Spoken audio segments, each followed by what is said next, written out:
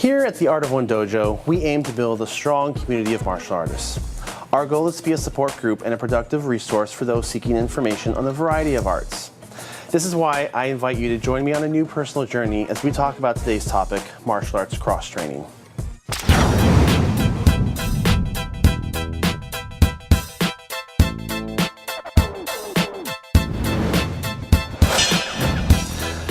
Let's talk about martial arts cross-training a little bit.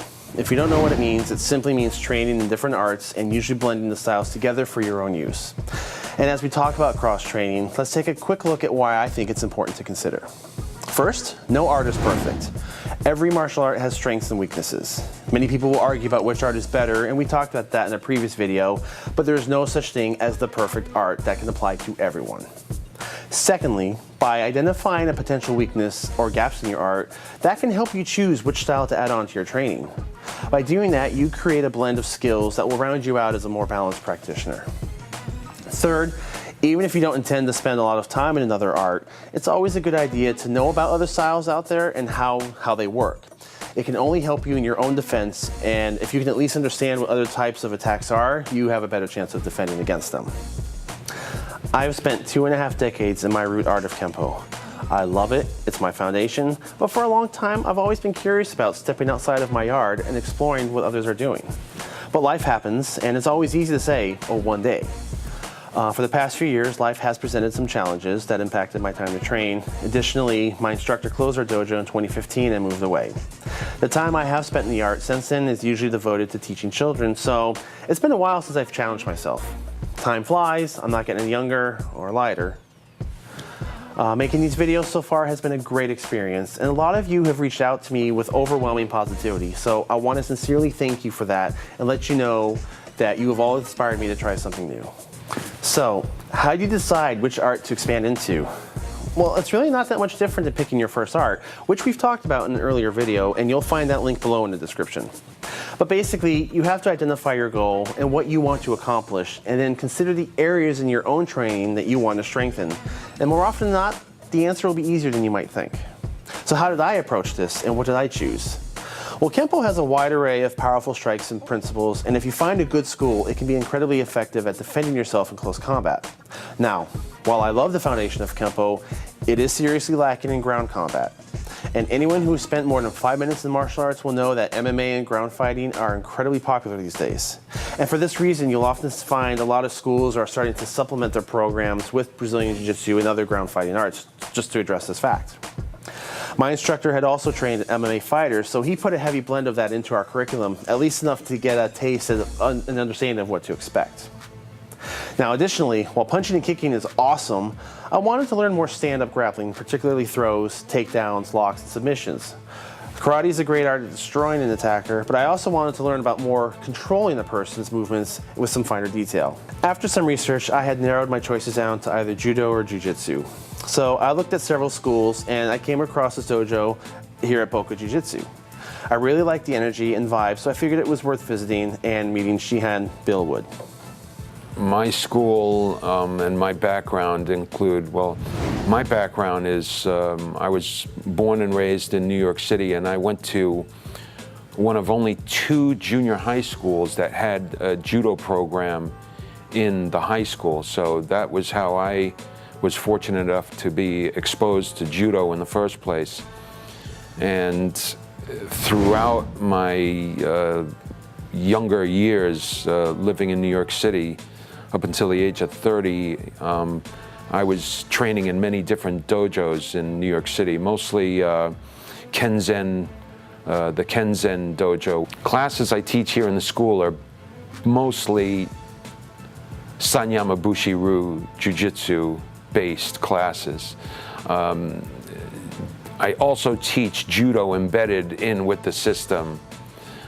Because, well, judo is a huge part of our style of jiu-jitsu, with all the throws, the locks, the chokes, hold down techniques, multiple attacker techniques. We defend from knives, sticks, guns. We have wall techniques, chair techniques. We have ground techniques, all sorts of different ground techniques, defending against weapons as well as people on us, not just one person, but sometimes multiple people on us. use of different everyday weapons such as magazines rolled up, sand, dirt. Take my glasses off and I'll use the ends if I have to, you know, but whatever it takes, you know. After a couple of classes, I decided I had made the right decision, and this felt like this would blend very well with my previous experience. But let me tell you what an eye-opener it was. Now, I'm showing you this footage even though I am totally new at this. I'm slow, sometimes clumsy, and I'm still processing everything. I could be embarrassed by this, but I'm not, because this is a process of growth. And that's the entire reason we have this channel, and that is to be a positive resource for martial artists and enthusiasts. I want to be able to present educational and fun information to all of you while at the same time extending my own education. Learning the martial arts should be exciting and fulfilling, and sometimes it means extending yourself past your comfort zone. There's nothing shameful about starting over. Which brings me to this. Sheehan Wood has been incredibly respectful of my experience, and it's made me feel very welcome in his school, even offering to let me wear my belt, my rank in class. And as tempting as this was, once I signed up, I opted to don the white belt because even though I have previous experience, when it comes to jiu-jitsu, I'm a complete novice. So I wanted to give Sheehan Wood the equal respect that he showed me, as well as respect to his students who have worked hard to earn their ranks, because on this floor, I am a white belt. It's very different than what I'm used to. Some of it I'm able to pick up quickly, but other times I feel like a toddler. For example, a lot of the spacing between you and the opponent is different than what I'm used to. There's many fine nuances of techniques, so I find that even the smallest of adjustment in your feet or position can drastically change the outcome. It was a little overwhelming at first, but then I said to myself, this is why I'm here, because it's new and uncomfortable.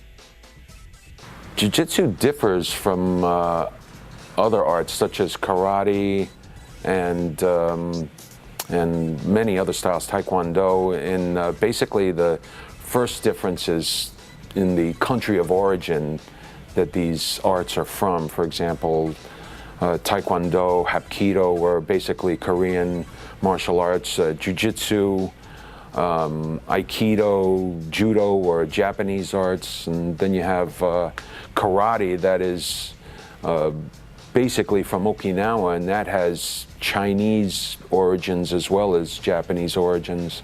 It just is an ever-changing microcosm of techniques that's ever evolving and changing, and your methodologies of defense have to constantly evolve and change with the times and with the geographic area you might live in as well. There are distinct techniques that Jiu-Jitsu has. I would say it basically boils down to the use of blocks and strikes that would be used in many forms of karate and taekwondo, combined with the use of throws, and then the use of either control techniques if you're dealing with one person, or the immediate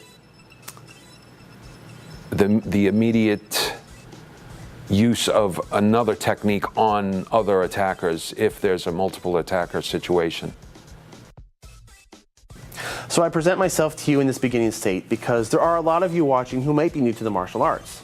We're building a supportive community here, so I want to learn right alongside you. This is my journey, and I feel privileged to be able to share it with all of you, and I'm excited at this opportunity for an old dog to learn some new tricks.